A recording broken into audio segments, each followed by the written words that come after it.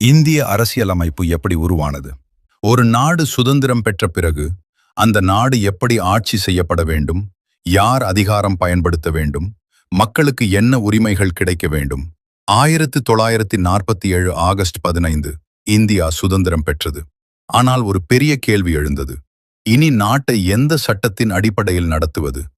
அதற்கான பதிலாக உருவானது கான்ஸ்டிடியூஷன் ஆஃப் இந்தியா, அரசியலமைப்பு உருவாக்க பணிகள். 1946 டிசம்பர் 9 அன்று தொடங்கியது. மொத்தம் 2 வருடம், 11 மாதம், 18 நாட்கள் விவாதம் நடந்தது. இறுதியாக 1949 நவம்பர் 26 அன்று அது ஏற்றுக்கொள்ளப்பட்டது.